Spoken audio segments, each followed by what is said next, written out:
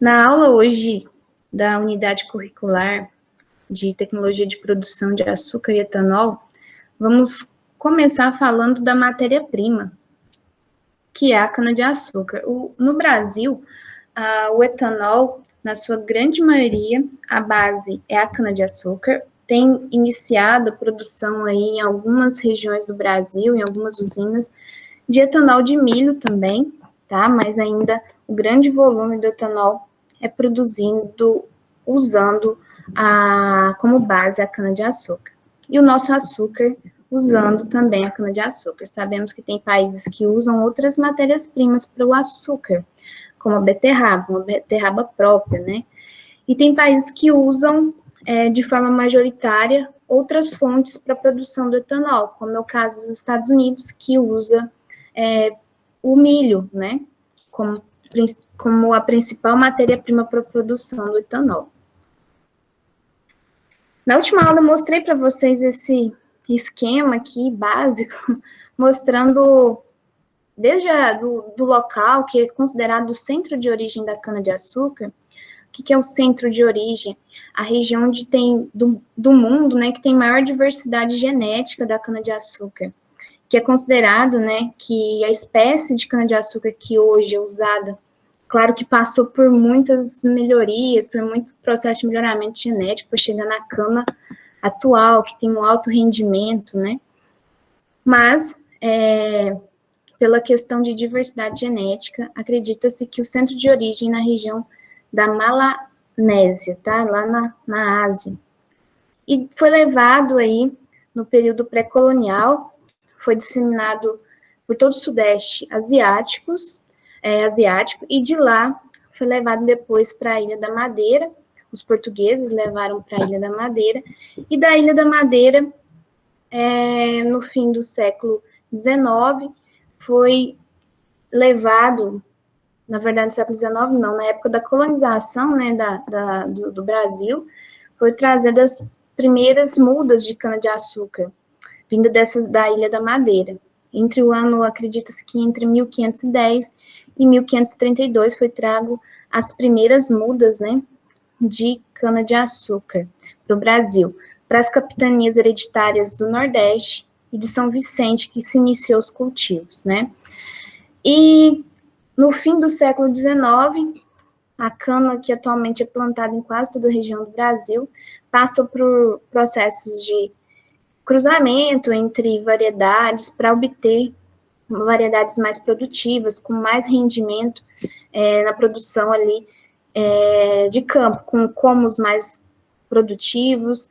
E hoje nós temos projetos de melhoramento genético feito por empresas de capital nacional e também de empresas que têm capital, usam capital particular, né, que atuam no melhoramento genético da cana-de-açúcar, para ter materiais que são adaptados às diferentes regiões do Brasil, e também materiais adaptados aos tipos de solo, materiais que sejam altamente produtivos com relação à sacarose.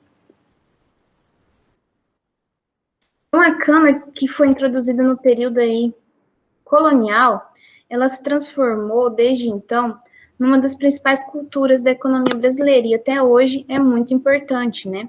Lá no período das capitanias, no período do Brasil colonial, era importante na produção de açúcar. O açúcar era um dos produtos que esse Brasil colonial, os senhores dos engenhos, né, produziam e vendiam a preços que eram importantes, gerando aí valores importantes com a venda desse açúcar. Hoje, o Brasil, além do açúcar, que continua sendo um produto importantíssimo que abastece o mercado interno, e a gente exporta muito açúcar também, continua sendo uma importante commodity, né, o açúcar que é produzido no Brasil. Com relação à cana-de-açúcar, o Brasil é o país que mais se planta e mais se colhe cana-de-açúcar no mundo. Com relação à produção de açúcar, o Brasil é o primeiro, e com relação à produção de etanol, o Brasil fica atrás dos Estados Unidos, tá?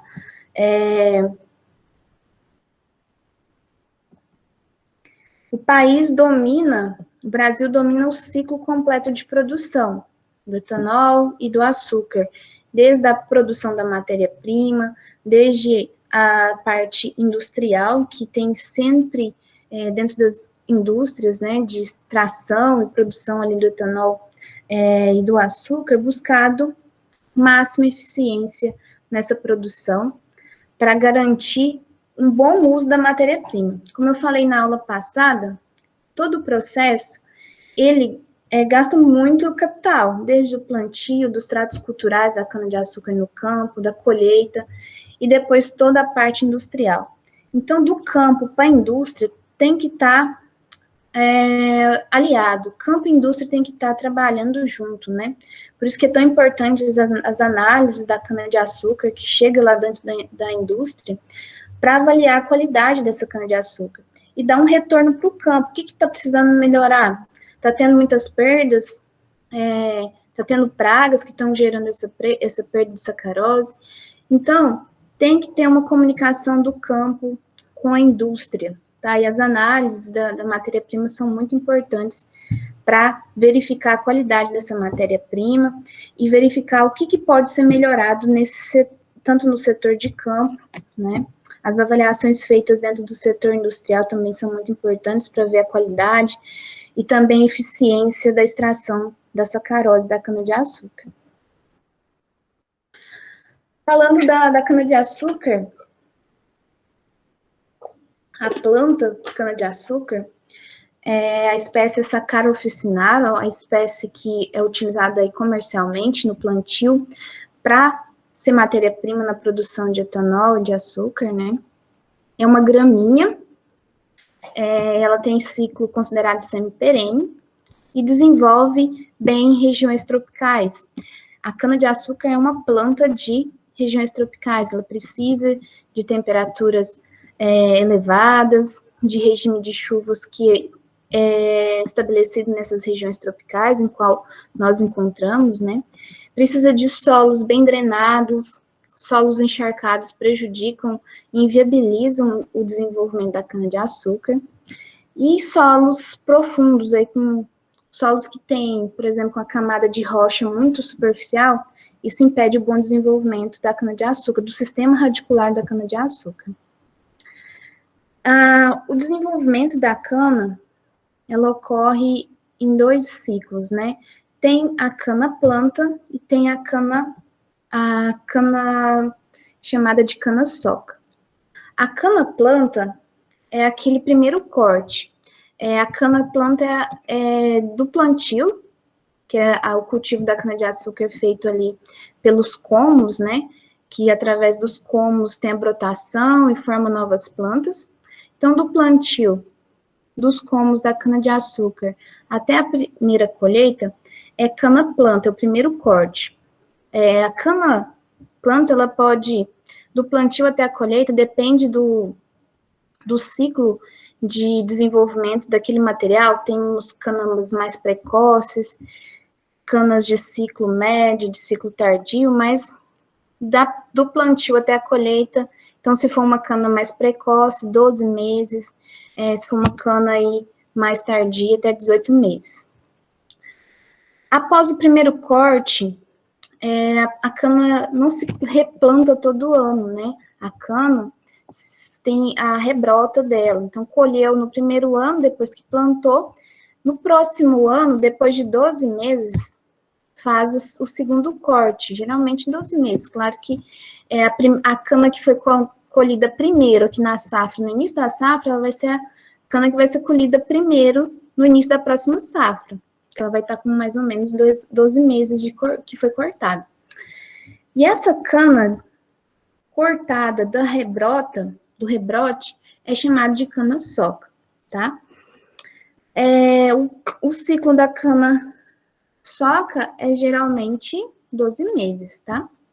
É o ciclo entre um corte e outro.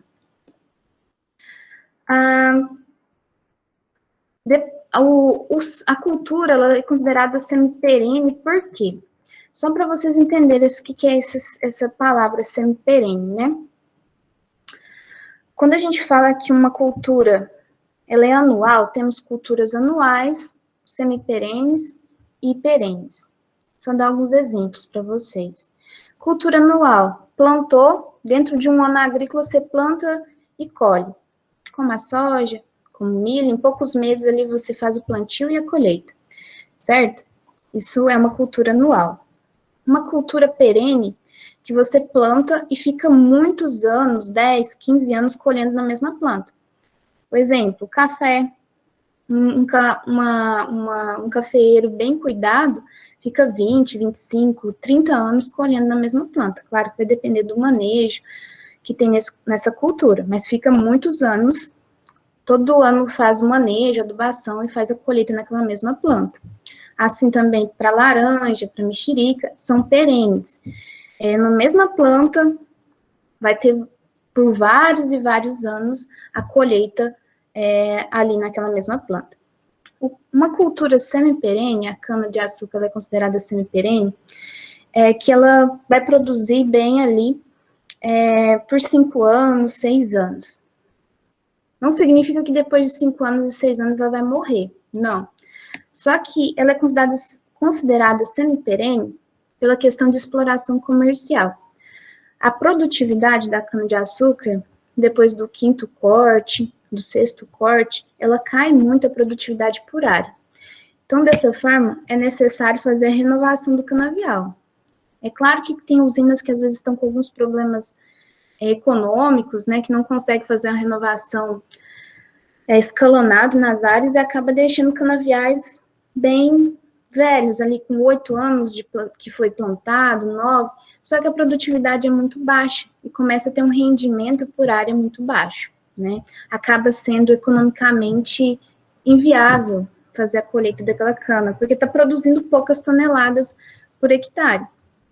Então, dessa forma, por essa característica, ela é considerada uma cultura semi-perene, tá?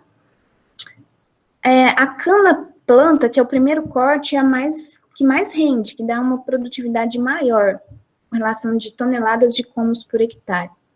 Então, à medida que vai passando os anos, o 2º, o 3º, o 4º, o 5º corte, ele vai tendo uma redução gradual desse rendimento de colmos por hectare.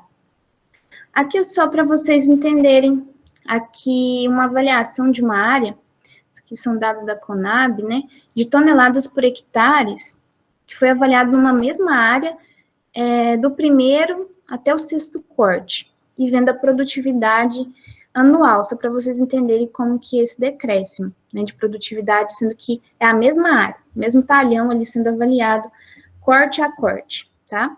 Colheita a colheita. Aqui em 2 safras, né, observando. Mas só para vocês verem, vamos observar aqui esse que está em coloração laranja. Primeiro corte. Essa área lá teve o rendimento de 98,81 toneladas por hectare, a média de produtividade da cana desse determinado local no primeiro corte. Depois que plantou ali, se for uma cana mais precoce, 12, 13 meses depois do plantio dos colmos, fez o primeiro corte. No 2º corte, que já é rebrota, né, cana-soca aqui, 85,33 toneladas por hectare. No 3º, 74,93 toneladas por hectare. No 4º, 66 toneladas por hectare. No 5º, 62, no 6º, 65. Aqui teve uma variação, né, vocês verem pequena aqui, caiu, depois aumentou um pouquinho, mas é porque para vocês visualizar do primeiro, o 2º já estava ainda bem alto, né, mas tem um decréscimo. Isso também é muito variável, não vai ser sempre assim, que é um panorama de uma determinada área. Mas se a usina não implementou uma boa estratégia, por exemplo, de adubação anual, de reposição de nutrientes no solo, esse decréscimo de produtividade pode ser ainda mais grave, né, mais acentuado, vamos falar assim. Essa queda de produtividade da cana, ela é crescente ano a ano, como vocês viram aí, por isso a necessidade de fazer a renovação dos canaviais, depois do quinto corte, sexto corte. A cana, a planta cana-de-açúcar é uma planta de metabolismo C4. Ela é altamente eficiente em usar energia solar no seu processo de produção de fotoassimilados. Através dessa produção de fotoassimilados, ela armazena em forma de sacarose nos seus cômodos energia, que é o açúcar. Eu não vou entrar muito nessa questão aqui, mas só para você, não tem que entender exatamente por que dessa questão do metabolismo C4, né? Mas só para vocês entenderem que é uma planta que usa com eficiência a água, a luz, os nutrientes que são absorvidos por ela. Um pouquinho do panorama mais atual dessa questão de produção de etanol e de açúcar pelo Brasil, né? Como eu falei para vocês, o Brasil ele é o maior produtor de cana-de-açúcar, o país que mais planta cana-de-açúcar no mundo. Ele ocupa o segundo lugar na geração de etanol, ficando atrás aí dos Estados Unidos. Os Estados Unidos produzem etanol usando milho, né?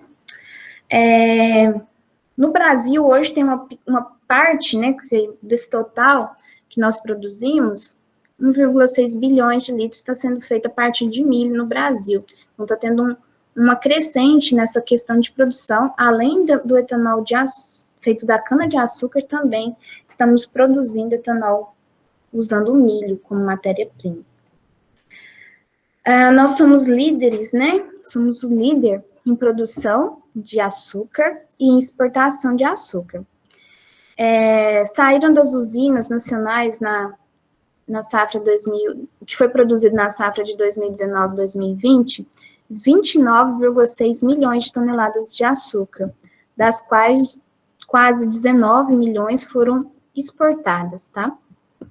As expectativas para essa safra, que está a safra atual, né, é que seja estabelecido o recorde de produção de 40 milhões de toneladas de açúcar, e que as exportações também cresçam, né, aí para 29,6 milhões de toneladas.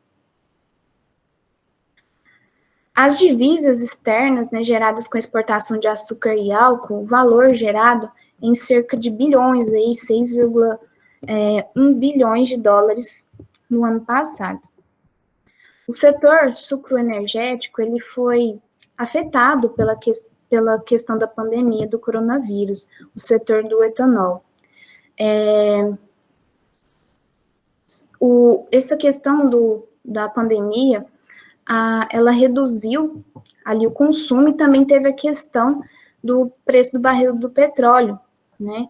O presidente da União da Indústria de Cana-de-Açúcar, a UNICA, ele afirma que uma forma de escapar dessa crise da questão da comercialização do etanol é armazenar o etanol até que melhore aí a questão dos valores desse biocombustível, né? Ele fala, o presidente, né, da União da Indústria de Cana-de-Açúcar, que o Brasil tem capacidade de armazenar 15 bilhões de litros de etanol. E ele lembra que cerca de 100 das 376 usinas que são produtoras de etanol, e algumas, essas 100, elas são apenas destilaria, ela não produz açúcar e etanol. Isso que é o problema. As que estão produzindo os dois, bom, porque o açúcar está com preço bom, está exportando bem, então continua girando ali dinheiro. Agora, as que são apenas destilaria, aí é com essa crise aí, né, com essa questão do barril do petróleo estar mais barato, da questão do menor consumo de etanol durante a pandemia, tem gerado dificuldade para essas usinas que são apenas destilarias. O presidente da UNICA, ele afirma que essas usinas, né, que são apenas de destilaria, ela tem caixa para se manter por pouco tempo, para manter os empregos e manter as atividades, né. Uma das causas aí dessa crise para o etanol é que o barril do petróleo, ele teve aí uma queda no valor pela disputa comercial entre a Rússia e a Arábia Saudita, né. Para minimizar esses prejuízos do setor aí do etanol, o ramo passou a comercializar o álcool o etanol, né, ao preço de 1,40, abaixo do custo de produção, que o custo de produção era 1,74. E esse setor, ele está negociando junto ao governo federal uma linha de crédito, né, para garantir a capacidade de estocar esse etanol, esperando uma recuperação do setor. Já com açúcar, tem recordes aí de exportação, então o setor para o açúcar tem sido favorável, né? Isso aqui são dados de 2019, dos principais países que importam açúcar brasileiro. A Argélia, um dos responsáveis por, vamos falar assim, as fatias, né? Dos 100% que a gente exporta, a Argélia 12%, Bangladesh 10%, Nigéria 8%, China 8%, Arábia Saudita 8%, Iraque 5%, Índia 5%, Marrocos mais 4%, Emirados Árabes Unidos 4%, Egito 4%, e outros países que exportam pouco, né, juntos, esses outros países, 32%. Com relação aos principais importadores do etanol brasileiro, em primeiro lugar fica os Estados Unidos, depois a Coreia do Sul, Países Baixos, Japão, Nigéria, e todos os outros países juntos responsáveis por 4%. Vocês veem que os Estados Unidos é o principal, né, com relação ao etanol. Vamos falar de regiões produtoras. Falei um pouquinho antes de iniciar a aula, mas se vocês aí souberem, podem colocar no chat aí qual que é a região, se é Sudeste, se é Centro-Oeste, se é Nordeste, que vocês acham que é que mais planta cana-de-açúcar, tá? Podem ir colocando aí quem quiser no chat, que depois eu vou dar uma olhadinha. Eu falei um pouquinho no início, então quem já tinha chegado na aula ouviu, né? Eu falando da questão das principais regiões produtoras, né? Vou esperar um pouquinho e ver se alguém respondeu, deixa eu ir lá.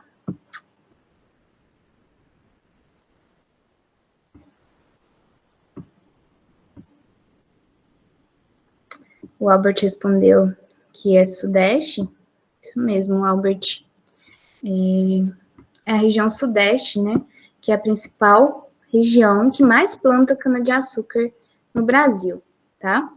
Aqui nessa imagem, né, mostrando o mapeamento do plantio da cana-de-açúcar no Brasil, onde está em verdinho aí, mostrando áreas onde tem mais plantio de cana-de-açúcar. Vocês podem ver que o estado de São Paulo, né, um pouco do triângulo aqui que a gente sabe, a gente tem essas usinas e os canaviais aqui na nossa região, inclusive, em Goiás, um pouco em Mato Grosso, como vocês podem ver, Mato Grosso do Sul também, um pouco aqui na região do Paraná, e Nordeste brasileiro, né, Paraíba, Pernambuco, Alagoas, uma região conhecida e tradicional, né, de produção de açúcar, de álcool, né, tem os plantios aí de cana-de-açúcar. A produção, então, total de cana-de-açúcar destinada à indústria, isso aqui com dados um pouquinho mais antigos, né, na safra de 2015, 2016, foi de 654 milhões de toneladas. Teve um acréscimo, esses dados mostrando que teve um acréscimo na safra que foi considerada anteriormente, que foi 2014, 2015. E aqui, esse gráfico, né, dados da Conab também, mostrando por regiões as porcentagens aí de produção de cana-de-açúcar por região. Então, do 100% da cana-de-açúcar plantada no Brasil, quanto que fica para Sudeste, Centro-Oeste, Nordeste, né? Sudeste responsável por 63%, isso aqui são dados da safra 2015, 2016, viu, pessoal? Mas segue a mesma proporção. Sudeste ainda continua sendo a que mais planta cana-de-açúcar e, portanto, a que mais produz etanol, que mais produz açúcar também. Então, 63,5%, Sudeste, depois vem Centro-Oeste, com 20,1%, Nordeste com quase 9%, e aí Sul com 7%, e Norte menos de 1%. Então, agora considerando os estados, né? São Paulo, sozinho, essa é a mesma avaliação da Conab para a mesma safra, 2015 e 2016. São Paulo sozinho, mais de 50% da produção. da área plantada, do percentual de área plantada com cana-de-açúcar no nosso país, depois vem Goiás, Minas, Mato Grosso do Sul, Paraná, Alagoas, Pernambuco, Mato Grosso e os outros estados que têm menor proporção somados aí com menos de, em torno de 5%, tá? Aqui só mostrando as regiões, né, onde está a maior porcentagem aqui no Sudeste e Centro-Oeste do Brasil, mostrando a questão da distância, né, que às vezes sai reportagens falando que a questão da expansão pode prejudicar a floresta amazônica, mas para vocês verem que as áreas de concentração estão bem distantes, né, da floresta.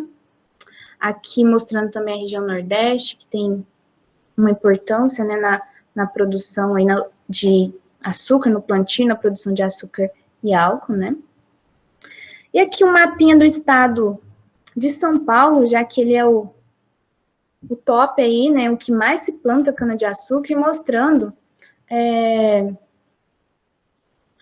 por região aí, por municípios, né, do estado, os que mais se destacam, né? A gente sabe muito bem que Ribeirão Preto, ali também Orlândia, Barretos, são regiões muito importantes na questão. Então, quanto mais laranjado, esse laranjado mais forte, mostrando aqui o nível de produção em toneladas de cana-de-açúcar maior.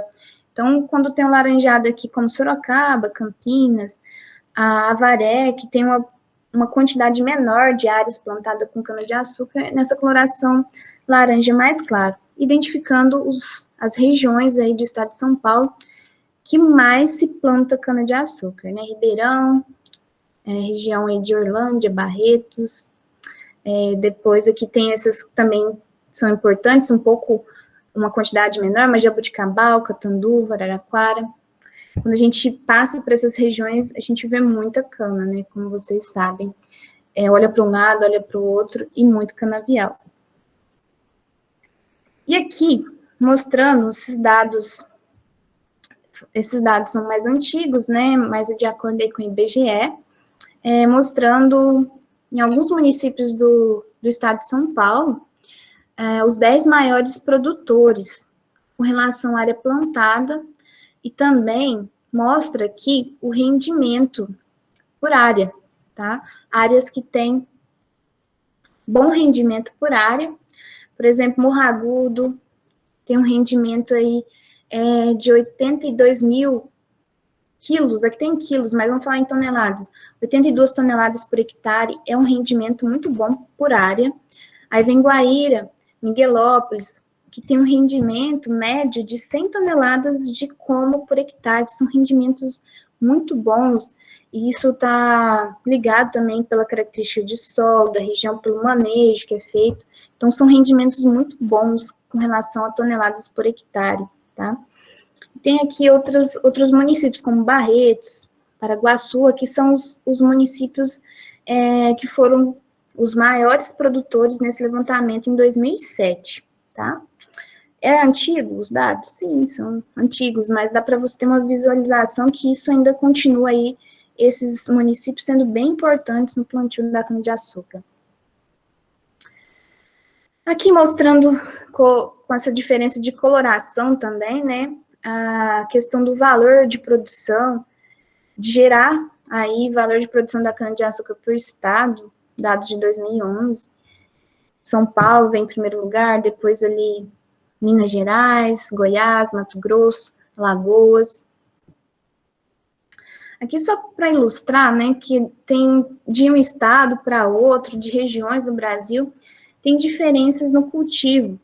Isso aqui é um canavial no município de Pernambuco, né, onde é plantada a cana-de-açúcar em regiões bem íngremes, né, bem montanhosas, onde dificulta até a mecanização. Então, em áreas que ainda tem que fazer a queima e a colheita manual, pela questão ali de topografia dessas áreas, tá?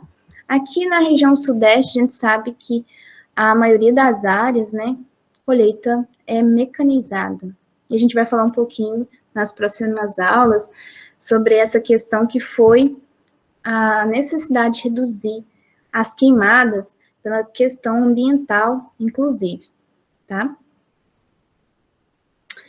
Aqui as médias de produção por regiões do país. Norte, Nordeste, Centro-Oeste, Sudeste, Sul, e que é a média nacional, né? A média, pessoal, não representa, como vocês sabem, tem municípios que têm uma produtividade muito alta, a gente mostrou ali como Miguelópolis, Guaíra, em São Paulo, produtividade de 100 toneladas por hectare, só que tem regiões que têm produtividades médias mais baixas. Então, na média, o Sudeste tem uma produtividade aí, média de 72 toneladas por hectare, Centro-Oeste praticamente igual essa média, né? Nordeste, uma produtividade média mais baixa. A Norte, por mais que eles produzem muito pouco, plantam muito pouco, mas uma produtividade relativamente muito boa, né? Sul, um pouca diferença entre a produtividade média aí do Centro-Oeste e Sudeste. E a média nacional fica em torno aí de 70,5 toneladas por hectare. Agora vamos falar de produção de açúcar por regiões. Já que Sudeste é a região que mais planta cana-de-açúcar, consequentemente vai ser também a região que mais vai ter produção de açúcar e também etanol, né? Onde estão localizadas a grande maioria das usinas, as indústrias aí de produção sucrocoleiras, no setor sucrocoleiro. Então, 58% dados de safra 2015-2016 no Sudeste, 27% do Centro-Oeste, 7,1% Nordeste, 5,9% Sul. Para etanol, também Sudeste com a maior porcentagem, 65,5%, já que é também a região que mais planta, né? Depois Centro-Oeste com 18%, Nordeste com 10% e Sul com 5%. Isso aqui para etanol anidro, só destacando. O etanol anidro é o etanol que é misturado à gasolina, é o etanol puro, praticamente puro, né? Que ele tem 99,3% de etanol e só um pouquinho ali, 0,7, 0,6 de água, tá? É esse que é usado na mistura com a gasolina. E o etanol hidratado é o que é usado diretamente no tanque dos carros, que quando você chega lá, quero abastecer com etanol. Aí, esse é o etanol hidratado. Também Sudeste é o maior produtor, depois vem Centro-Oeste, Nordeste e Sul. Aqui só para falar, né, do que eu acabei de dizer, etanol hidratado é o etanol que eu falei que é vendido nos postos, que a gente usa diretamente no tanque, e o anidro é o que é misturado à gasolina. E a diferença entre os dois é a quantidade de água presente, né?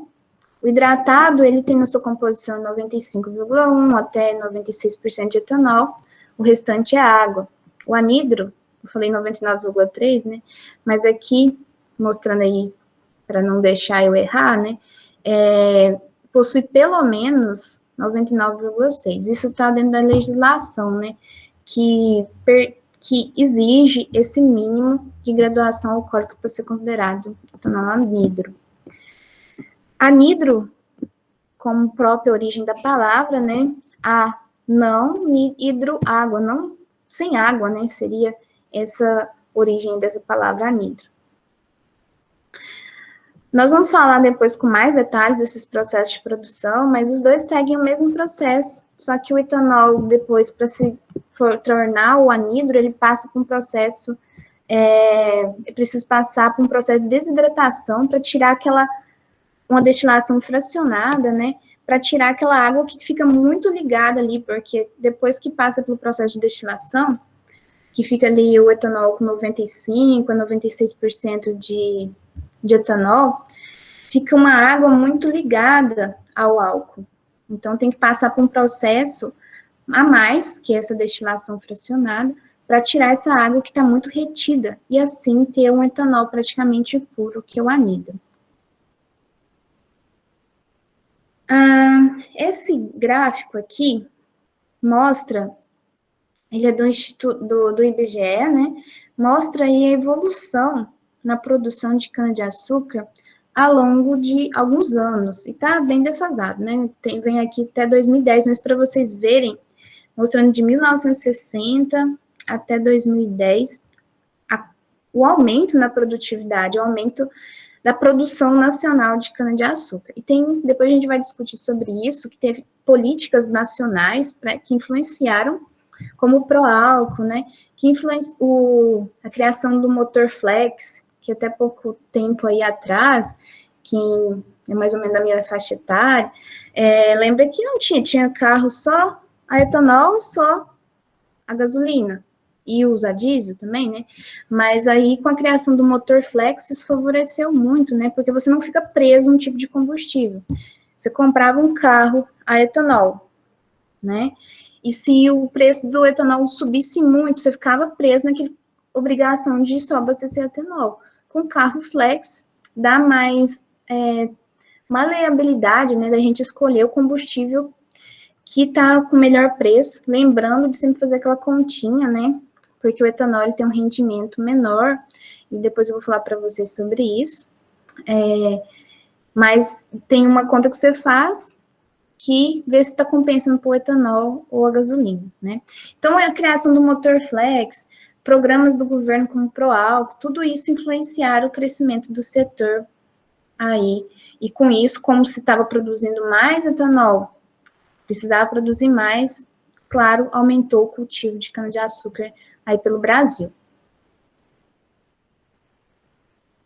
Isso aqui mostrando a produção de açúcar, de álcool, do ano de 2012 aí por estados, né?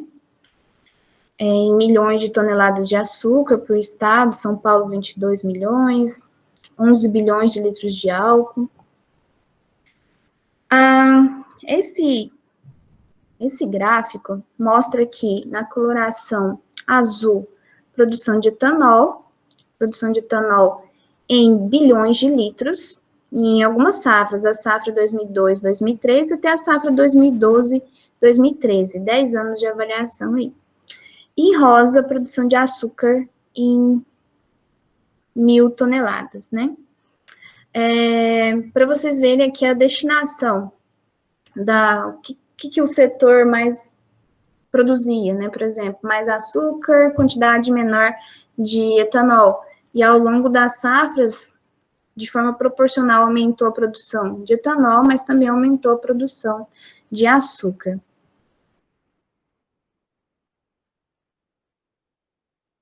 Isso aqui, né, a gente falou hoje da questão atual, né, da questão aí da crise no etanol, impulsionado pela questão do petróleo, do preço do barril, e também pela crise do coronavírus, né, que reduziu o consumo. Só que as perspectivas, né, que tínhamos aí antes dessa questão da pandemia de produção aumentar, né, da projeção de aumentar essa produção, principalmente pelo aumento do consumo interno do etanol, tá? Aqui mostrando para vocês que nesse esqueminha, né, produção do etanol no Brasil hoje, de forma aí majoritária, usando a cana-de-açúcar, mas também nós já temos uma boa quantidade de etanol produzida a partir do milho.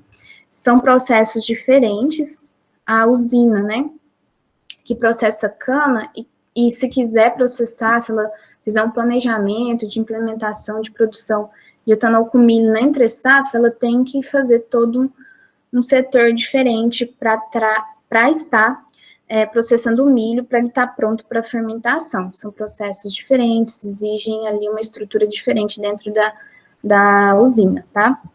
Algumas usinas estão implementando a sua planta própria só para o milho, e outras estão adequando, que já produzem etanol, por exemplo, da cana, e estão adequando a sua estrutura para processar na entre-safra o milho, por exemplo. Aqui, só falando questão da política nacional, né? A política nacional para a produção de cana-de-açúcar, ela se orienta na questão do programa de zoneamento agroecológico, para regular o plantio da cana, levando em consideração a aptidão econômica da região, também meio ambiente, tá? Até o ano 2017 foi proposto um calendário para redução gradual da queimada. Isso aqui para a gente falar da questão que entra a redução gradual das queimadas, né, que foi assinado, propostas para redução dessas queimadas. A gente sabe aí como que era a época de safra de cana-de-açúcar aqui. Eu sou de Tuiutaba mesmo, e quando era época de safra, a casa da gente vivia cheia de fuligem, as áreas, né? Porque fazia queima para fazer a colheita manual. Hoje a cana é colhida crua, né? Então não faz a queima, e tudo de forma mecanizada. Então, isso foi impulsionado também por fatores ambientais, para reduzir as queimadas, por questão de redução da emissão, né, de gases de efeito estufa com a queimada. Aqui nós temos alguns dados de produção de etanol em estados e regiões, estados do Brasil, mostrando produção aí em diferentes safras, né, por metro cúbico, em 1.000 metros cúbicos, né, mostrando aí que, por exemplo, a região centro-sul, que vem centro-oeste, sudeste, ela tem um destaque aí com a maior quantidade, né, produzida ao longo das safras, e também aí na última avaliação desses dados, que foi na safra 2017-2018, e a região norte e nordeste, com uma quantidade bem menor na produção de etanol, né.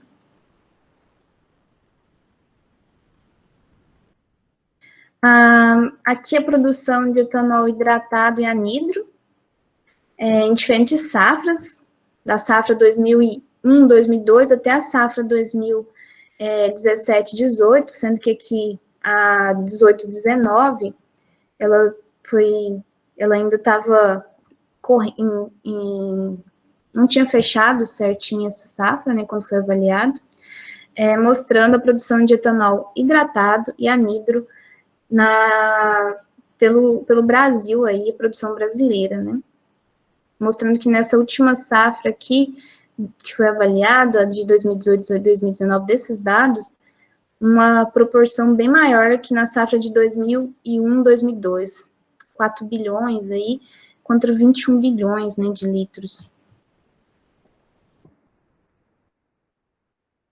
Esses dados aqui, segundo os dados de 2018 da União, né, de Produtores de Bioenergia, no Brasil, apresenta 411 usinas sucrocoleiras espalhadas, estando a maior parte nos estados de São Paulo, como a gente falou, Minas Gerais e Goiás, né?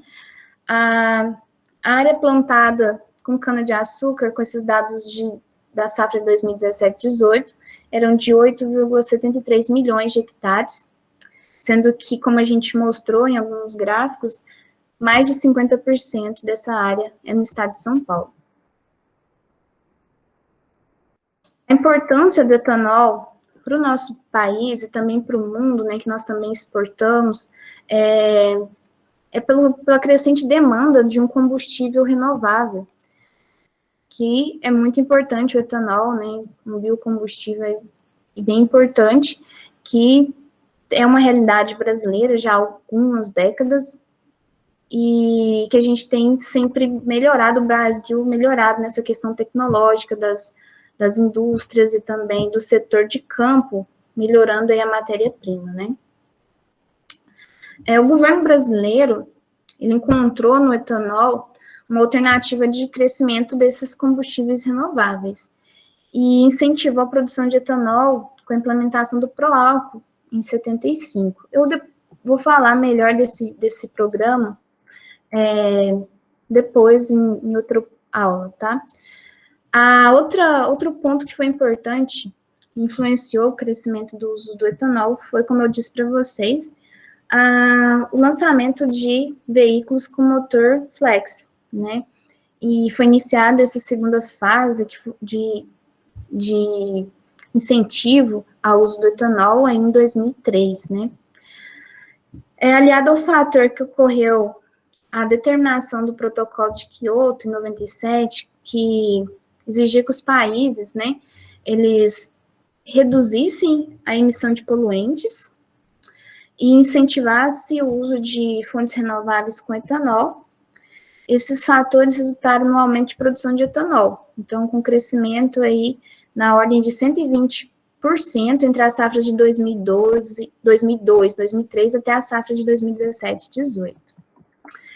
Essa ilustração aqui, que tem a fonte do Ministério de Minas e Energia, mostra como que é hoje a questão da mistura do etanol na gasolina e as projeções para os próximos anos. São projeções, né?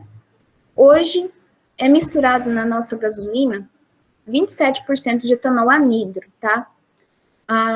Tem projeção para esse número aumentar, essa proporção aumentar para 30% em 2022 e aí, em 2030, 40%. São projeções. Claro que para isso ser aprovado, vai passar por processo de aprovação para que isso seja aceito, tá? E utilizado. Mas a nossa atual realidade é o uso de 27% de etanol anidro na gasolina que hoje nós colocamos no tanque do nosso carro. Esses dados aqui de exportação de etanol, hoje eu mostrei dados um pouco mais atualizados, que é questão dos países que mais importam, né? Mas isso aqui falando das exportações de etanol em 2018 e 2019. As exportações de etanol, elas subiram 64,8%, aí em 2018. Isso totalizou aí 53,48 milhões em dezembro, com um preço médio de 497 dólares o metro cúbico, né? Então, o Brasil é um país importante na questão de exportação e produção, né, como eu falei anteriormente.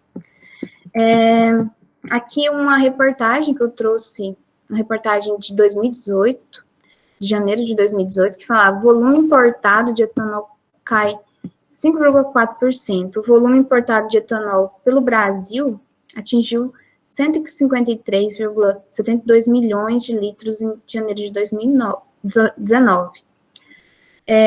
No mês passado, o país enviou 103 milhões de litros de etanol para o mercado interno, segundo o Ministério aí de Minas e Energia. Mesmo com a produção a todo vapor, o Brasil importa mais etanol que nunca. A gente também importa, né? A gente exporta, mas compra um pouco do etanol. Outra reportagem: Estados Unidos pedem suspensão na tarifa brasileira para importação de etanol. Os Estados Unidos pediram ao Brasil que considere a suspensão de tarifa imposta em suas importações de etanol e estão esperançosos com o resultado. A gente sabe que os Estados Unidos são um importante importador de etanol do Brasil, né? Aqui, mostrando as exportações de etanol brasileiro, alguns países, mas ficou muito mais fácil a gente visualizar naquele gráfico lá do tipo pizza, né, que mostra as porcentagens por país aqui, só para depois quem quiser consultar, tá aqui os dados, né, de exportação em meses, né, aqui esses dados são de 2018, mostrando por mês qual foi o país que importou e a quantidade, né, importada. Eu já mostrei esses dados, inclusive os dados que eu mostrei anteriormente mais atualizados, esse aqui de 2012, mas aí os Estados Unidos seguem, hoje está com 60 e poucos por cento do total que a gente exporta de etanol atualmente, mas os Estados Unidos, aqui nesses dados mais antigos, já era o grande importador. Aqui mostrando essa imagem, o embarque do açúcar, né, nos portos brasileiros, que é a via que a gente exporta esse açúcar, colocado aí nesses navios, e esse açúcar que a gente exporta é principalmente o açúcar VHP e o açúcar VVHP, que são açúcares de alta polarização, que esses países importadores compram e depois eles vão beneficiar esse açúcar, vão refinar esse açúcar e transformar ele em diversos tipos de açúcar, como açúcar refinado, açúcar líquido, líquido invertido. O açúcar líquido e líquido invertido são importantes no setor industrial, na produção de alimentos, né? Esses dados aqui, só para a gente mostrar como alguns produtos agrícolas, né, algumas commodities, né, que o Brasil tem grande importância na exportação, sendo que o açúcar aqui, como gente pode ver nesse recorte, nós somos o maior produtor e o maior exportador. E aí tem, aqui falando do café também, que somos o maior produtor e exportador, suco de laranja, também o maior produtor e maior exportador. Soja, somos o segundo maior produtor e o maior exportador, né? De vários produtos aqui, commodities, né? Como algodão, carne suína, o fumo, o óleo de soja, o milho. Então, o Brasil tem uma grande importância aí em produção e também exportação de várias commodities, né? Isso é muito importante para a questão do PIB brasileiro, a venda dessas commodities. E o açúcar contribui muito para isso, juntamente com outros produtos, né? Para vocês terem a dimensão de como é importante o açúcar produzido no Brasil, mais da metade do açúcar que é comercializado no mundo é produzido aqui no Brasil. E a gente tem espaço e tecnologia para aumentar ainda mais essa produção de açúcar, né? Aumentar essa produção e, consequentemente, vender mais açúcar para o mundo. Então, o Brasil, ele tem um potencial imenso na questão de nós temos áreas agricultáveis, clima propício para o cultivo da cana, tecnologia hoje aplicada no melhoramento da matéria-prima, e também tecnologia empregada dentro das indústrias para aumentar o rendimento na produção. Então, nós dominamos, o Brasil domina todo o processo, do campo até a produção. Então, isso é um fator primordial para a gente estar alcançando esses valores de ser maior produtor, só que a gente pode produzir mais, desde que esse açúcar tenha maior aí. Se outros países aumentarem a compra, o Brasil vai aumentar a produção para fornecer, né? Aqui mostrando a evolução das exportações de açúcar ao longo de anos, aí, de essa avaliação de 1990 até 2010, para vocês verem que foi uma escalada que tem subido ainda mais, né? Só que aqui tem mostrando até 2010, para vocês verem o crescente, né, das exportações de açúcar, aí mostrando em milhões de toneladas, né? Esses dados aqui são mais antigos daquele que eu mostrei anteriormente, mas continuam a proporção Bangladesh, China, Malásia, aí mostrando, esses dados são de 2012, né? Eu mostrei aqueles mais recentes anteriormente. Aqui mostrando a questão de produtos exportados e valores em questão de milhões de dólares, tá? Aqui o importante é comparar, vamos falar 10 anos de diferença, 2001 e 2011, que teve um aumento significativo dessas exportações, aqui mostrando o açúcar bruto, né? E, consequentemente, com esse aumento de exportação, aumento na geração de valores advindos dessas exportações. Para vocês entenderem, né, que eu cheguei a falar, o açúcar que o Brasil mais exporta é o açúcar VVHP e o VHP. Esse tipo de açúcar é um açúcar mais bruto, ele não vai ser usado diretamente no consumo, ele vai ser refinado para esses países que compram e vão transformar em açúcar refinado, açúcar cristal e açúcar de outros tipos, como o líquido e o líquido invertido, né? Aqui uma reportagem do ano, de 2018, falando que o Brasil pode perder a liderança para a Índia.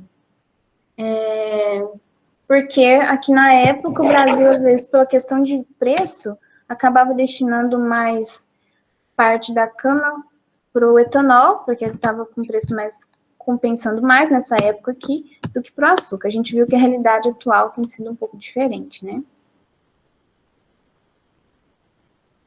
Aqui mostrando, não é esse PIB aqui, não é só pela questão do açúcar e do etanol em si, mas mostrando que o agronegócio, todos aqueles produtos que eu mostrei, o café, o açúcar, a carne bovina, suíno, o milho, todos esses produtos são commodities agrícolas que contribuem substancialmente para o PIB brasileiro, que isso chega a ser mais de 20% do PIB brasileiro, que é o Produto Interno Bruto. Então, contribui muito para a riqueza do país, tá? Alguém mandou alguma coisa aqui no chat, deixa eu dar uma olhadinha.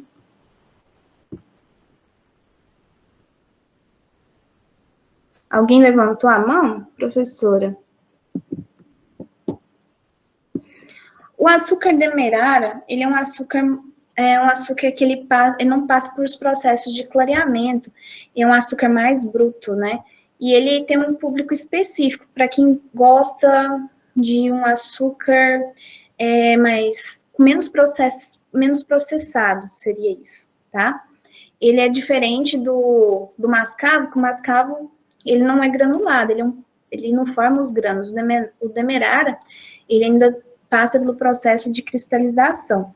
Só que ele é um açúcar que não passa pelo clareamento do caldo para a produção dele. Então, ele tem um setor específico ali. Hoje está sendo muito utilizado, né, por quem busca uma alimentação ali mais natural. Então, ele é um açúcar menos processado, tá? Não, ele é pouco produzido porque ele tem um consumo menor, né? O que seria, quanto mais você produz, mais você dilui os gastos de produção, certo?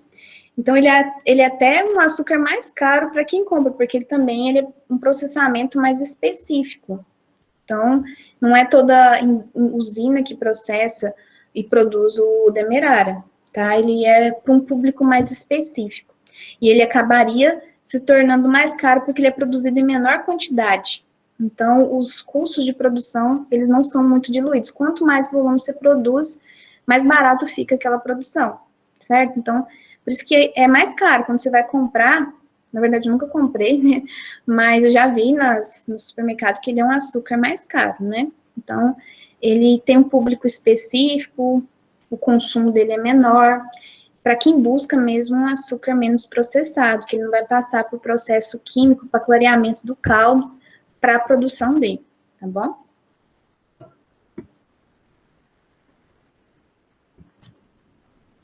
Aqui nesse calendário aqui, só mostrando algumas etapas de atividades dentro do setor sucro-alcooleiro, né? Por exemplo, a época que mais feito plantio, a época que é feito mais o embarque para as exportações.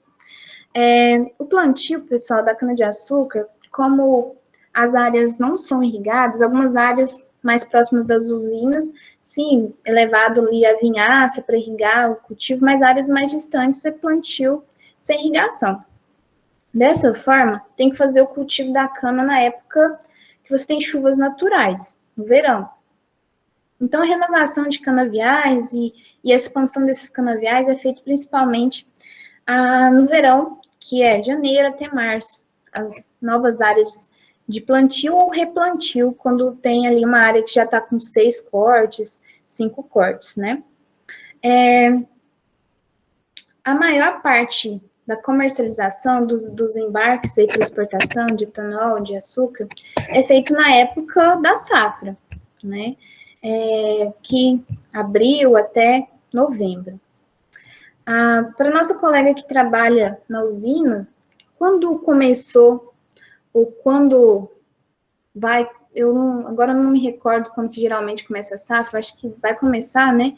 Mas escreve para nós aí, se já começou agora, em março, se vai começar, qual que é a data aí da safra desse ano?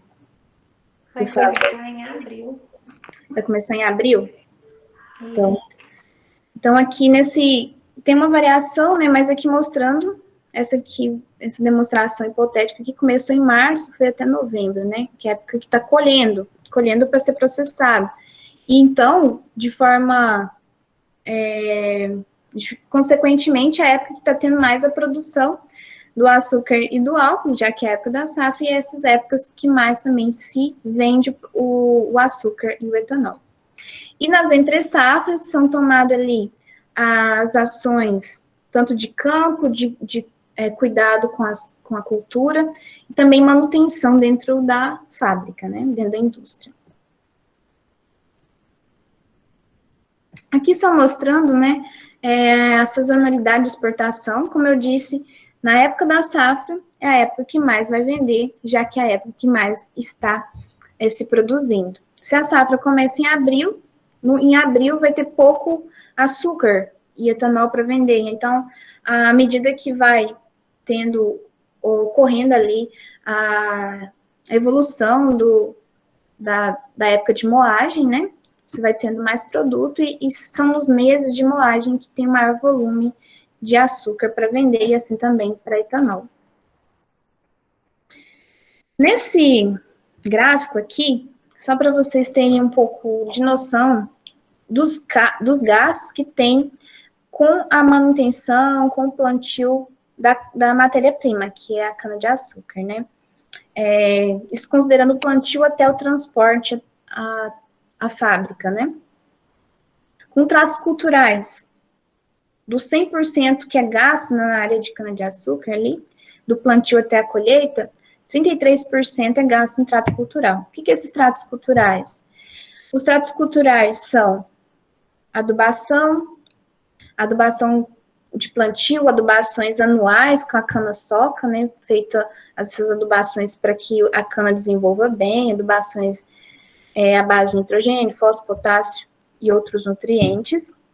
Controle de pragas, controle de doenças, né, controle de plantas daninhas da área, tudo isso soma tratos culturais, entre outros trabalhos feitos nessas áreas de cultivo. O gasto com plantio, que envolve fazer o corte dos colmos. Hoje já tem algumas usinas que estão fazendo o plantio todo mecanizado, com a cana pré-brotada, né? Algumas ainda usam o método de cortar o colmo e fazer o plantio ali nas áreas de forma manual, ou mecanizada, ou semi-mecanizada. A cana pré-brotada tem facilitado muito esse processo, né, de plantio com menor uso de mão de obra. O corte da cana. O corte hoje ele é mecanizado, né, e isso tem gastos, as colhedoras são caras, a manutenção também é cara, e envolve também a questão dos trabalhadores que operam dia e noite esses colhedoras, né, então isso representa 20% dos gastos, e o transporte da área de plantio, a área que colheu, até a indústria, 27%. Depois desse panorama geral, falando um pouco da questão econômica, de mercado, agora vamos falar de um assunto aí que é a produção de etanol de segunda geração. O que é e como é o processo industrial do etanol de segunda geração? O etanol de segunda geração, ele já é uma realidade, tem se buscado aumentar a eficiência dessa produção de etanol de segunda geração, mas é uma forma de utilizar aquela grande quantidade de palhada da cana-de-açúcar e também do bagaço da cana-de-açúcar. Até poucos anos atrás, como eu disse para vocês, aqui na nossa região mesmo, a colheita da cana ela era feita de forma manual, então queimava a cana para ter a colheita. Por que queimava? Para aumentar o rendimento de colheita manual, reduzir os riscos ali para os trabalhadores, mas principalmente para aumentar o rendimento. Aquele excesso de palha ali da cana, aquilo atrasa um pouco o corte. Quando a cana está espalhada, porque o fogo passa ali, fica muito mais fácil e aumenta o rendimento de colheita manual.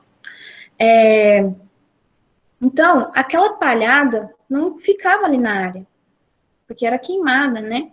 Hoje, com a colheita mecanizada, toda essa massa de folhas secas fica ali na área de cultivo. E esse excesso de massa foliar, ele até atrapalha o rebrote da cana. Vocês podem pensar, nossa, mas não é bom ter uma cobertura vegetal no solo? Sim, é bom, ajuda na conservação do solo, só que o excesso de palhada sobre ali o local onde cortou a cana, que ela vai ter que brotar, o excesso de palhada, ele reduz ali a brotação, que pode reduzir até a produtividade por área. Dessa forma, tem se buscado uma alternativa para utilizar essa palha que fica lá e até o bagaço também, que é um subproduto ali da extração do caldo para a produção de açúcar e álcool, né? O bagaço, ele já é utilizado na produção de energia, mas teria uma outra alternativa, que seria a produção de etanol. Como eu disse para vocês, com a questão da redução da queima, que foi a eliminação gradual da queima, que foi estabelecida num decreto federal em 98, então as usinas foram se adaptando até, e tem prazos aí em diferentes regiões do Brasil para redução dessa queimada, né? Então, com essa eliminação, como aqui na nossa região, eliminação da queimada, como vocês podem ver nessa foto, fica uma grande quantidade de folha seca, porque a cana-de-açúcar, à medida que ela vai crescendo, as folhas mais baixas vão secando. E também na colheita, quando é feita a colheita mecanizada, ela corta a parte da folha verde, que vai ficar no campo ali, isso não vai para a usina. Então, ela vai secar e vai aumentar essa quantidade de palhada que fica ali na área. Então, com essa grande quantidade de palhada no canavial, pensou-se, né, em saídas para utilizar, porque a gente vê que dentro da usina, o que utiliza-se praticamente tudo, não se perde nada, só que essa palhada ainda ficou ociosa lá no campo, né, na maioria das áreas de cultivo. Já que essa biomassa lignocelulose, né, rica em celulose, essa palhada, ela é um recurso biológico muito abundante na Terra. Além dessa palhada de cana-de-açúcar, qualquer material vegetal, ele é rico em celulose. Então, o uso, né, os estudos para uso desse material rico em celulose para produção de etanol, começou aí há alguns anos ter estudos, né, para como que esse processo poderia ser eficiente. É possível, mas aí buscou-se chegar, e ainda está buscando, né, nos estudos, maior eficiência desse processo, porque para ter a fermentação, a produção do etanol de segunda geração, tem que ter uma quebra eficiente da celulose em açúcares mais simples para possibilitar a fermentação. Então, aí está o maior desafio, né, essa quebra eficiente. Além da palha de cana-de-açúcar, outras fontes, né, de biomassa lignocelulósica, o bambu, a juta, a própria palha do milho, a palha de arroz, o bagaço da cana-de-açúcar, além das folhas secas ali, né, o bagaço, que é o subproduto. Então, tudo isso são fontes importantes de celulose. Para, então, conseguir obter o etanol de segunda geração, é necessário quebrar a celulose, como eu disse, em açúcares mais simples, para ele ser fermentado e transformado ali pela ação das leveduras em etanol. Tá aí a maior dificuldade, né? Há muitos estudos para obter uma quebra bem eficiente dessa celulose. Converter, então, a celulose existente nas diversas matérias-primas em açúcares mais simples, para conseguir isso, são necessários micro-organismos para essa quebra. Depois, o processo de fermentação é mais tranquilo, mas o processo de quebra dessa celulose é o que tem mais estudos para que seja eficiente, porque às vezes essa quebra não é tão eficiente. Então, você tem uma grande quantidade de material de celulose, mas um rendimento baixo de produção de etanol. Então, tem que buscar maior eficiência em converter essa celulose, em quebrar essa celulose em açúcares mais simples para ter um bom rendimento de álcool através de uma determinada quantidade de biomassa, né? Então, o sucesso na produção de etanol de segunda geração, que é o etanol também chamado de etanol celulósico, né? Em escala comercial, ele depende da eficiência dessa quebra da celulose. Aqui mostrando, né, uma empresa, a Nova Zimes, ela é uma empresa de capital dinamarquês e ela é líder mundial na bioinovação. Ela utiliza recursos de biotecnologia, engenharia genética e química avançada e engenharia proteica para a obtenção dos seus produtos. Hoje ela fornece enzimas para várias indústrias. Ela tem instalação na Europa, na Dinamarca e Suécia, nas Américas, no Brasil e nos Estados Unidos. E na Ásia, China e Japão. E no Brasil, a unidade de produção está situada aí no Paraná, em Araucária, né? E eles desenvolvem tecnologia enzimática para a produção de etanol de segunda geração. Essa tecnologia está sendo utilizada em algumas usinas, aqui no Brasil, em outros países também, para utilizar na quebra dessa celulose para a produção de etanol. Esse aqui é um esquema bem básico, mostrando como que é todo o processo de produção do etanol de segunda geração. Primeira coisa, então, essa palhada lá do campo, mostrando aqui na etapa 1, ó, mostrando lá essa ilustração, a palha lá do campo, que fica depois da colheita mecanizada da cana-de-açúcar, ela seria recolhida. Ela seria levada para a indústria, para essa indústria de produção de etanol de segunda geração, ou até pode ser uma indústria que já produz etanol de primeira geração, mas que tem uma área adaptada para esse processamento, porque vai ter uma área que tem que ter adaptação para reduzir o tamanho dessa palha, ou seja, triturar, depois passar pelo processo de quebra da celulose em açúcares mais simples e fermentação depois.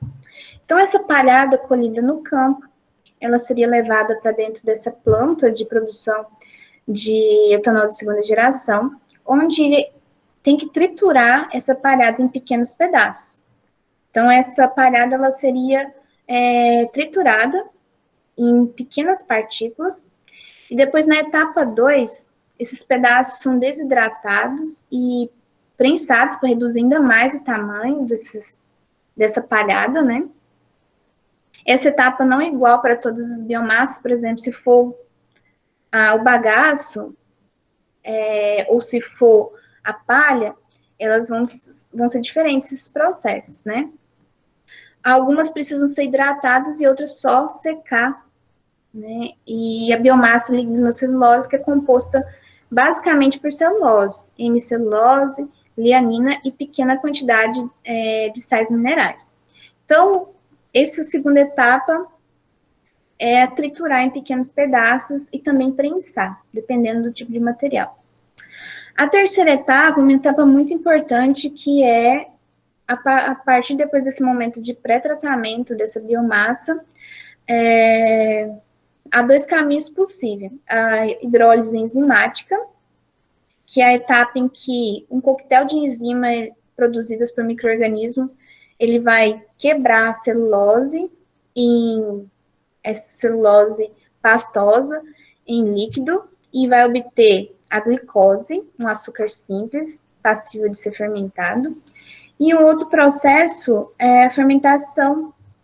Paralelamente à hidrólise enzimática, é feito um processo de fermentação para obtenção da xilose, um açúcar de 5 carbonos. A quarta etapa. A quarta etapa é a transformação, independentemente do caminho que foi feito, ou foi hidrólise, ou foi a fermentação. Nessa quarta etapa, a xilose e a glicose são incorporadas a uma mesma solução, e esses dois açúcares são misturados à levedura. E aí vai ser o processo de fermentação em si, né? Atualmente, as leveduras mais utilizadas é a Saccharomyces cerevisiae. O problema é que, apesar de ser muito eficiente para a glicose, ela não consegue fermentar bem a xilose, essa levedura, tá? Então, aí o processo mais tranquilo, esse processo de fermentação mesmo. Fermentação em si para a produção do etanol. E a quinta etapa é a destilação, que depois que teve a fermentação, vai passar pela destilação e depois distribuição desse etanol. Então, só para vocês entenderem, eu acho que a maioria de vocês, coloquem no chat quem já sabia como era produzido, ou quem não sabia como era produzido, basicamente, o etanol de segunda geração. Coloca aí para mim, por favor, depois vou dar uma olhadinha. Quem já tinha conhecimento do processo, aqui a gente falou em linhas bem gerais, né, só para vocês terem conhecimento.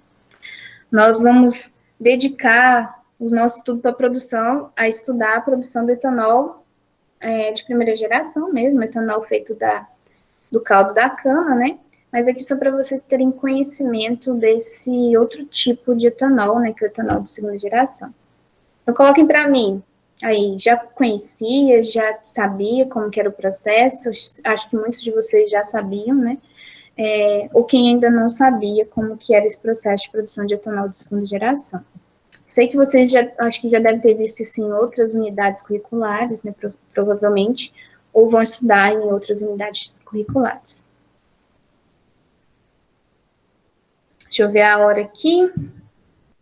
Gente, eu não estou dando intervalo, porque eu sigo direto e a gente libera vocês mais cedo, tá bom? Por isso que não estou dando intervalo aqui. Vocês ficam à vontade para beber uma água, ao longo que eu estou falando, mas a gente toca e depois eu paro para passo uma atividade. Hoje eu vou passar uma atividade para vocês, assim que finalizar a aula, e também disponibilizar o material para vocês lá no Class, tá? Fatores de redução da produtividade da cana-de-açúcar no campo. Eu vou começar hoje falando desse tópico, mas vai ser um tópico que nós vamos abordar bastante na próxima aula, na aula da semana que vem, que agora a gente, depois dessa parte introdutória aqui, que a gente falou de aspectos econômicos, a gente vai falar um pouquinho agora do campo, de como as características da cana-de-açúcar, os fatores que levam à perda da qualidade dessa cana-de-açúcar no campo, o que pode ser melhorado lá no campo para melhorar a qualidade dessa cana-de-açúcar. Porque tudo começa no campo. Uma boa matéria-prima, uma matéria-prima com alto rendimento na produção de sacarose vai resultar em uma alta produção também de açúcar e álcool dentro da indústria, né? O primeiro fator de redução da produtividade da cana-de-açúcar são as pragas. O primeiro fator que a gente vai falar aqui. Vocês estão vendo a imagem aí de uma praga primária da cana-de-açúcar, que é a broca da cana, a Diatreia saccharias, né? Essa praga, ela fica dentro dos comos, é uma mariposinha, vocês estão vendo aqui a foto, do macho e da fêmea, o macho aqui esse mais acinzentado, a fêmea essa mais esbranquiçada aqui, o macho e a fêmea dessa espécie de mariposa. A fase larval, que é um inseto que ele tem a metamorfose completa, né? Então, ele é um lepidóptero que ovo, larva, pupa e adulto. O problema dele na lavoura é a fase larval. A fase larval que danifica os comos. A fase larval da diatreia, ela fica dentro dos comos da cana-de-açúcar, se alimentando ali da sacarose. E esses danos causados, vocês estão vendo aqui um como, né? E a broca da cana. O açúcar aqui, com a entrada desse inseto, começa a ter inversão da sacarose nessa área que está sendo usada por esse inseto na alimentação, além da redução direta da sacarose útil, que é usada na alimentação desse inseto. Isso aqui, gente, não é um problema porque é uma ou outra lagartinha, isso é um problema que, às vezes, se não for feito o manejo e tem uma infestação alta no canavial, pode reduzir muito a produtividade dessa cana-de-açúcar. Os comos, eles já chegam danificados na indústria com um processo fermentativo naqueles comos que foram atacados, porque com a entrada e alimentação desse inseto, entra micro-organismos que começam o processo de fermentação desse açúcar ali no como, lá no campo, então reduz muito a produtividade. O controle dessa praga hoje tem sido feito muito dentro das usinas com a liberação de uma vespinha, a Cotésia flavips. Ela é um parasitóide, é um insetinho minúsculo, que tem algumas usinas, tem a própria biofábrica, onde produz de forma massal esse parasitóide, outras usinas compram de laboratórios que produzem a Cotésia de forma massal e libera nos canaviais. A Cotésia, esse insetinho minúsculo, deixa eu ver se eu tenho foto. Não, acho que não tenho foto da Cotésia aqui, não. A Cotésia, ela parasita o corpo da lagarta. Ela consegue identificar onde a lagarta está, lá dentro do como, e ela faz a postura dos seus ovos dentro do corpo da lagarta. E aí, os seus indivíduos da Cotésia vai desenvolver dentro do corpo da lagarta e vai matar ela, reduzindo até de forma mais eficiente que o controle químico, que é o uso de inseticida. Vocês podem falar assim, mas o inseticida não é mais eficiente? Não. Por isso que é um dos casos de maior sucesso de controle biológico de pragas é o controle da broca da cana com o uso da cotésia, porque uma forma de controle mais eficiente que o controle químico. Porque a forma que essa lagarta fica dentro dos cômodos dificulta muito o controle químico, né? O inseticida alcançar a lagarta. Já o parasitóide, que é a cotésia, esse insetinho ele consegue detectar onde está a sua presa, que é a lagarta, e parasitar o corpo dela. E reduzir aí essa população da broca da cana dos canaviais. E essa liberação de cotésia, ela é feita de forma sistemática, de forma constante nas áreas, com uma certa periodicidade para que tenha uma eficiência. Não é basta se liberar uma vez por ano, não. Tem que ter um programa de liberação desse parasitóide dentro das áreas para que tenha uma eficiência no controle dessa praga. Quem já teve contato com a parte de campo das usinas tem conhecimento do uso da cotésia no controle dessa praga, né? Outra praga importante, que reduz também a produtividade da cana, e isso vai responder dentro da usina, né? Tendo uma menor produtividade por área, é a cigarrinha da raiz, que é essa espécie Amarranarva fimbriolata. Que nós temos os adultos e aqui a fase de ninfa da cigarrinha. Esses insetos são sugadores, eles se alimentam ali da seiva da planta e eles também injetam toxinas na planta de cana-de-açúcar que vão atrapalhar o desenvolvimento da cana-de-açúcar.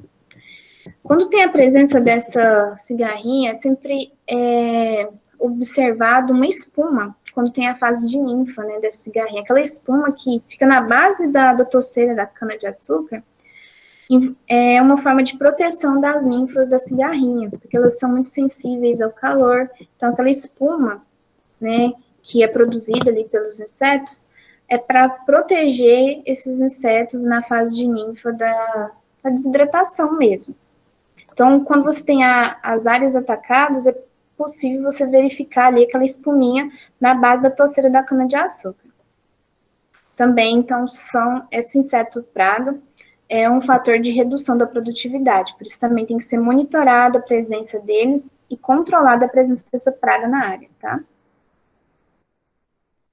E com a colheita mecanizada, né, aumentou os níveis populacionais dessa praga aí, que é a cigarrinha, porque com a questão do acúmulo de palhada ali na área, e fica a região mais fresquinha ali perto das touceiras, isso favoreceu muito o aumento dessa praga, quando comparado com as áreas quando era queimado, né?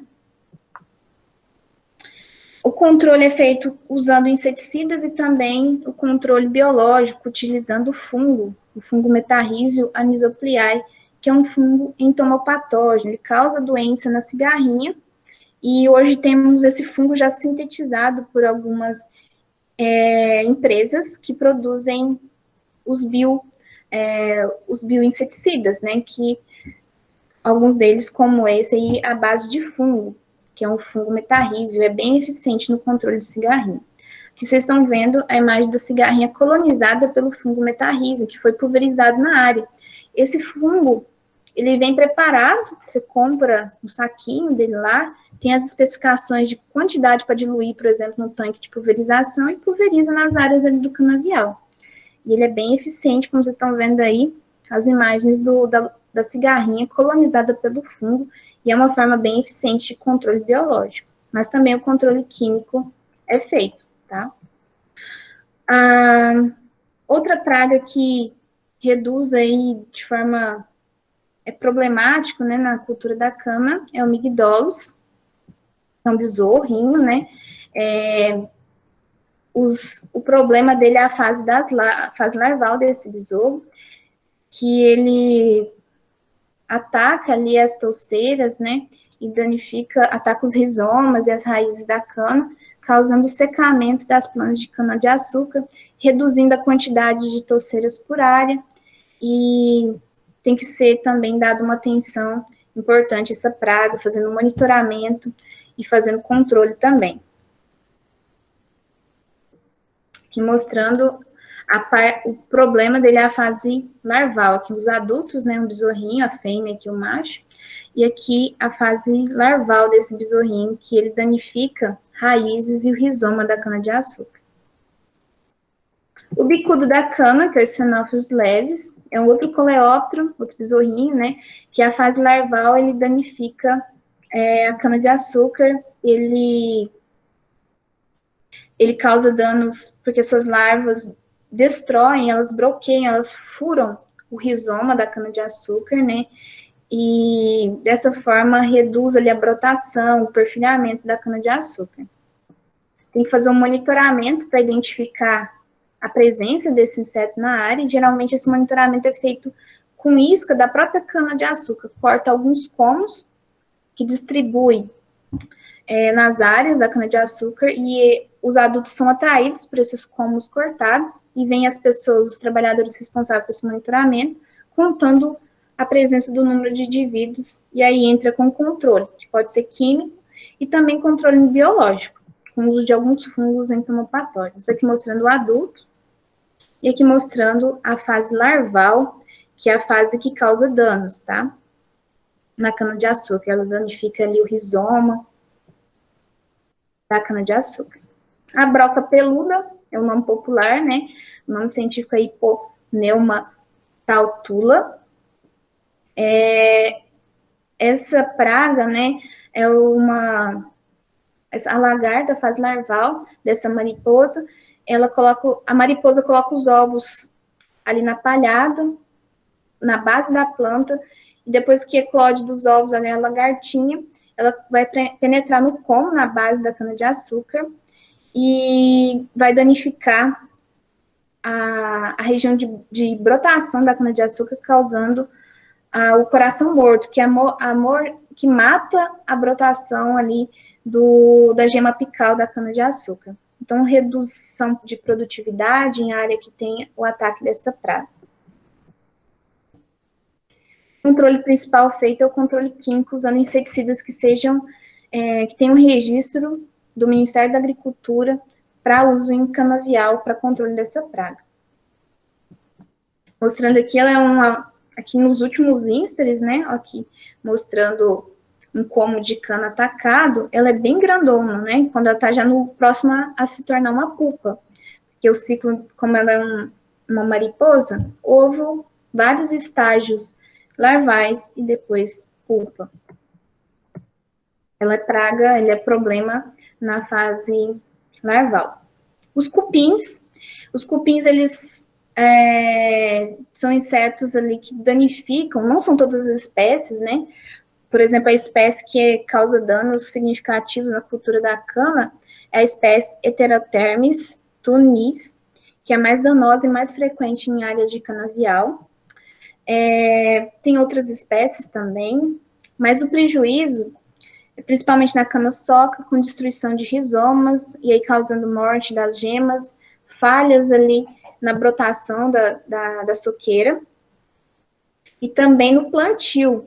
O plantio sempre tem que também colocar inseticida ali nos comos que são plantados, para evitar danos com cupins. Porque se tem um ataque de cupim logo que se fez o plantio ali nos comos, não vai ter brotação eficiente, ou muita falha na brotação, e aí você vai ter uma redução de plantas por área, e, consequentemente, menor rendimento de comos por área, e isso é perda de dinheiro para a usina, né?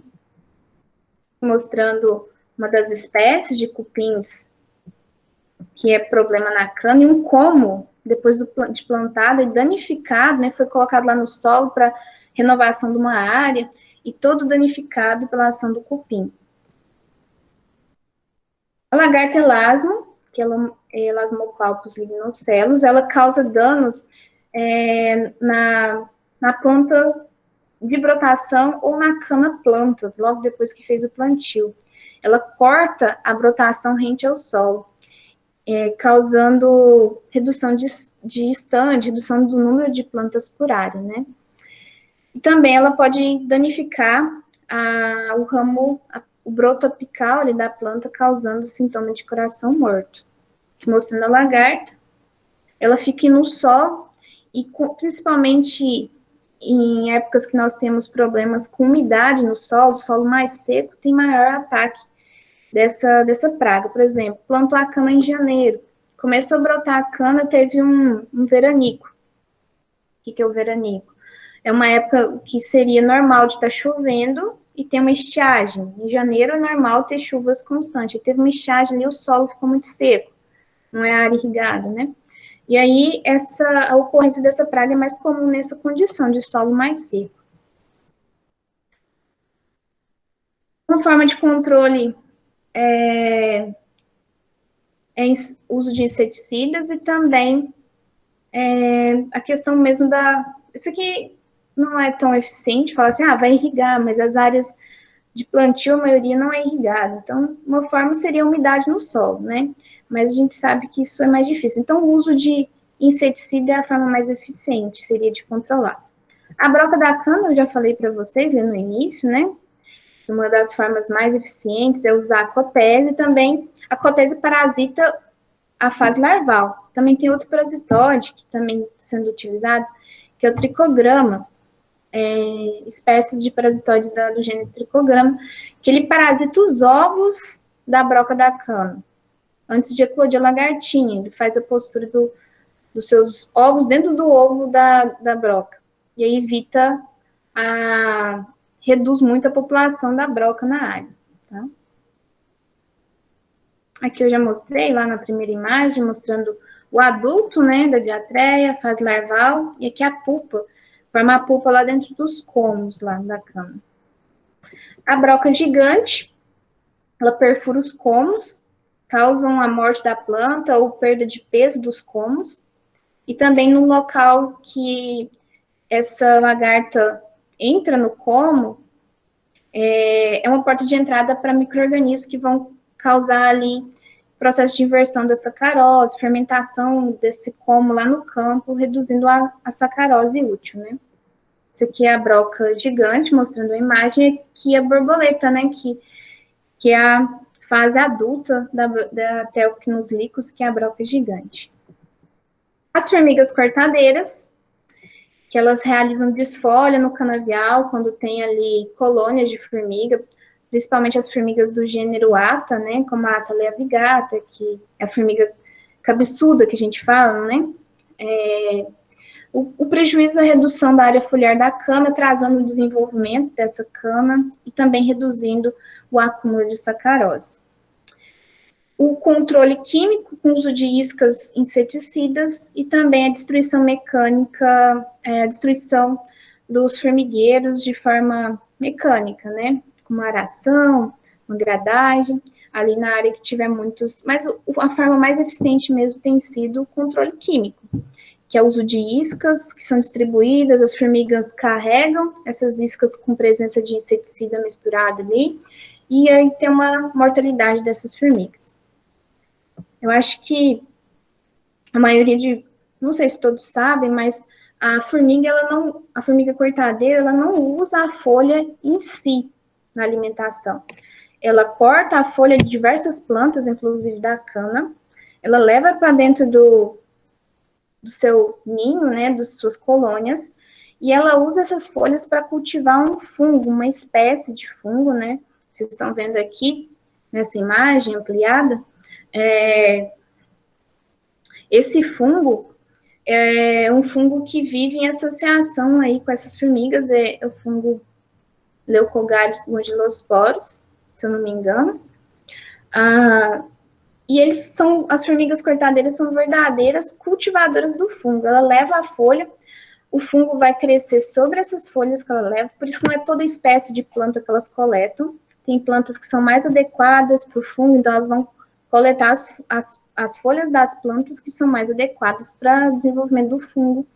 E as formigas se alimentam do corpo de frutificação desses fungos, que eles vão desenvolvendo dentro das panelas de fungos lá nas suas colônias. Então, só a título de curiosidade mesmo, falando para vocês. Temos espécies de nematóides, que parasitam o sistema radicular da cana-de-açúcar, que são responsáveis também por redução da produtividade.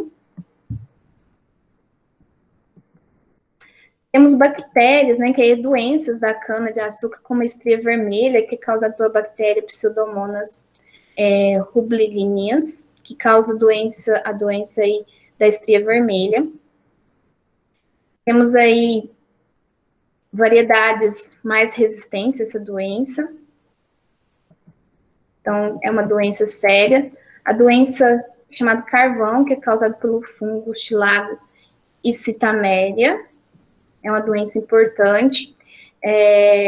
Esse fungo, ele chega principalmente pelo vento, ele chega por cana que já vai ser plantada, que tem a presença dos esporos desse fungo. Então, é importante, por isso, sempre na hora de implementar uma nova área, pegar os colmos, né, que vai ser plantado, que a multiplicação da cana não é por semente, é pelos colmos. Então, sempre colmos de áreas de cana sadia para evitar a disseminação de doenças de uma área para outra. A ferrugem alaranjada é outra doença da cana que é responsável por redução de produtividade, de acúmulo de sacarose, que é causada pelo fungo Pucínia coene. A principal forma de controle é através de uso de variedades resistentes que já tem disponível, por melhoramento ela apresenta uma resistência. Também cultivo de iniciar um cultivo sempre com colmos sadios, né? A fusariose é uma outra doença que é causada por um fungo, Fusarium moliniforme. O controle usar variedades de cana que sejam tolerantes. E uso de fungicida também no plantio. A podridão vermelha, aqui, gente, falando bem rapidamente, né, não é o caso da gente ficar estudando com muito detalhe. Só para vocês conhecerem alguns fatores de redução mesmo. A podridão vermelha dos colmos, que é causado pelo fungo Coletotrico falcatum. A forma de controle é variedade resistente.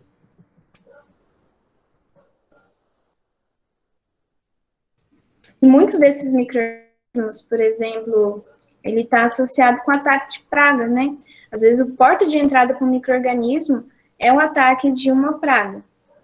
Algumas doenças, não todas, tá?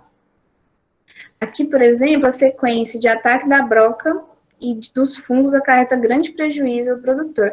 Esse como aqui, ele tem sintoma do ataque da broca da cana e depois contaminado com esse fungo que aproveita desse dano causado pelo inseto e penetra no tecido ali dos colmos, causando inversão do açúcar, começando já o processo de fermentação ali no campo e reduzindo o rendimento na produção de açúcar e álcool dentro da indústria. Isso aqui eu vou deixar para a próxima aula, que a gente vai falar de produção de etanol nos Estados Unidos, falar um pouquinho também sobre a produção do etanol usando o milho aqui no Brasil, né? Nós vamos falar de outros fatores de redução da produtividade, a gente falou hoje de doença, praga, né? Mas também a questão da adubação desequilibrada, são que vai acarretar uma menor produtividade. A questão climática tem grande interferência, se um ano, depois que plantou aquela cana, faltou chuva ali em janeiro, plantou em janeiro, época normal que está chovendo, mas faltou chuva, vai acarretar uma redução no desenvolvimento daquela cultura, um atraso no desenvolvimento, então tem vários fatores de redução. Hoje a gente falou das pragas, né, insetos, pragas e doenças. Então, pessoal, hora das perguntas, deixa eu olhar aqui no chat. Vamos ver que eu tinha perguntado sobre o etanol de segunda geração, né? Só para saber quem já tinha conhecimento, a Sibeli falou que não ia poder ficar até o final, depois eu vou disponibilizar a gravação. A Ingrid falou que não sabia e a Cláudia também não sabia sobre o etanol de segunda geração. Eu acho que vocês vão estudar mais a fundo em alguma outra unidade curricular, que eu não sei se é com o Henrique, não sei falar para vocês. Mas aqui deu para vocês entenderem de forma mais geral, né? Vocês têm mais alguma dúvida, pessoal? Uma dúvida aí do conteúdo que a gente falou hoje? Uma dúvida que tem relação, mas eu não falei aqui hoje? Eu vou interromper aqui a gravação. E a gente continua conversando sobre as dúvidas que vocês tiverem.